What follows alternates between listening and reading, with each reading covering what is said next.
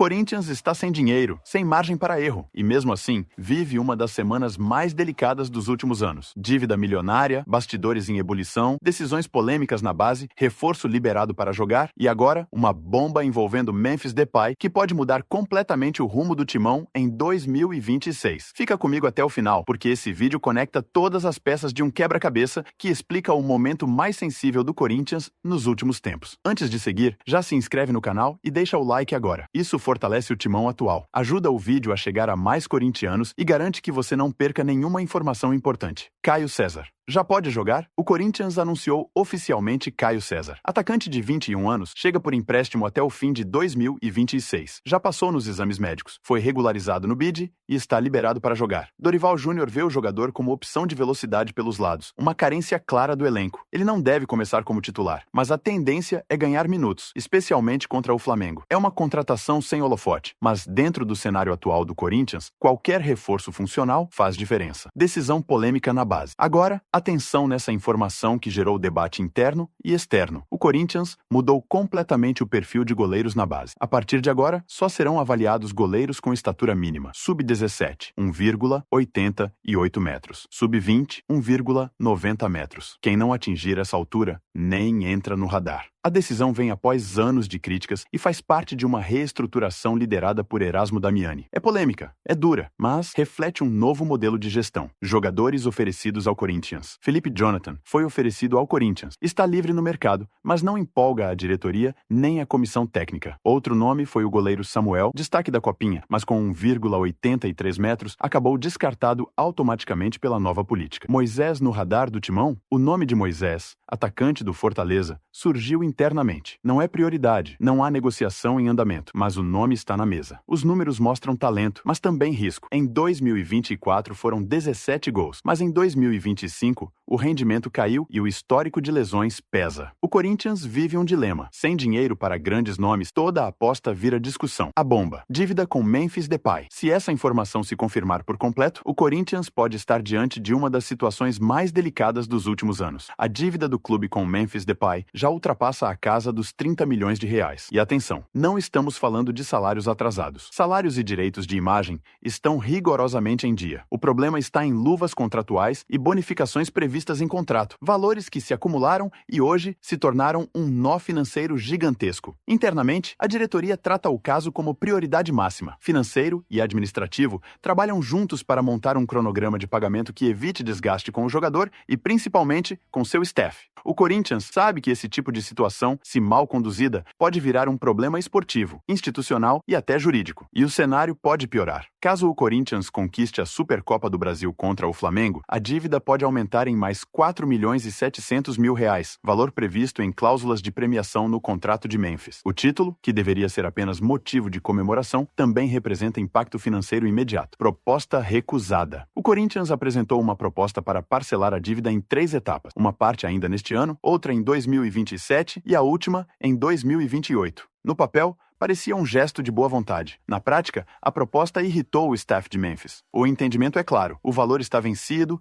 é contratual e não deveria ser empurrado para frente sem garantias sólidas. Memphis não participa diretamente das conversas. Ele deixou tudo nas mãos dos representantes. Nos bastidores, mantém foco no futebol, treina, joga e evita qualquer manifestação pública. Essa postura é vista com bons olhos pela comissão técnica, mas o desconforto do staff já chegou à cúpula do clube. Em meio a esse cenário, surgiram informações de que Memphis recebeu 2 propostas para deixar o Corinthians. Os clubes não foram revelados e os valores seriam inferiores ao contrato atual. Mesmo assim, o simples fato dessas propostas existirem acende um alerta enorme. O Corinthians corre contra o tempo para evitar que a situação saia do controle. O caso Memphis expõe um problema estrutural. O Corinthians vive austeridade, voltou atrás em negociações, evitou pagamentos à vista e priorizou empréstimos. A negociação frustrada por Alisson, do São Paulo, é um exemplo claro disso. Se um contrato desse porte gera um passivo tão pesado, qualquer novo acordo passa a ser analisado com lupa. Venda de jogadores em 2026. Nos bastidores, a palavra é uma só: venda. O Corinthians precisa arrecadar em 2026. Não é desejo, é obrigação orçamentária.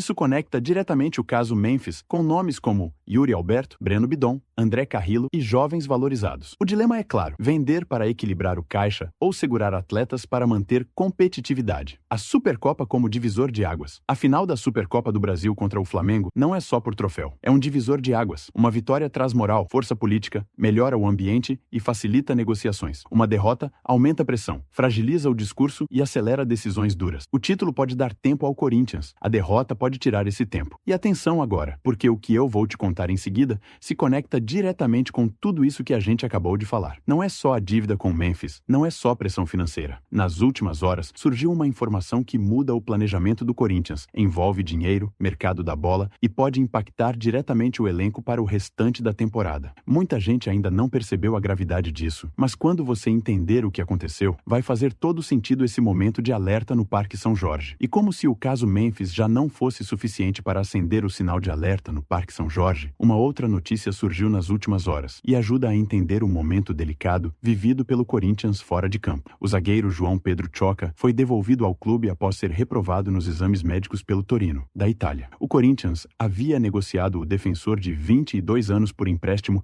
até o mês de junho, em um acordo que previa o recebimento imediato de cerca de 9,5 milhões de reais e uma obrigação de compra avaliada em mais de 28 milhões de reais caso metas fossem cumpridas. Ou seja, era uma negociação importante não só esportivamente, mas principalmente financeiramente para o clube. De acordo com a imprensa italiana, Choca não passou nos exames médicos e por isso o Torino optou por não seguir com o acordo. Em nota oficial, o Corinthians confirmou o retorno do jogador, afirmando que ele havia sido liberado para viajar com condições de jogo e que, inclusive, foi relacionado para a partida contra o Velo Clube no último fim de semana. O zagueiro será reintegrado normalmente ao elenco e voltará aos treinamentos, mas não estará disponível para a final da Supercopa do Brasil, já que não participou das atividades ao longo da semana. Internamente, o retorno de Choca gera impactos importantes no planejamento do clube. Isso porque essa negociação representava uma entrada relevante de recursos em um momento em que o Corinthians tenta equilibrar as contas. Com o empréstimo, o clube receberia 1,5 milhão de euros agora. Poderia garantir uma venda de 4,5 milhões de euros no meio do ano. E ainda teria direito a bônus por metas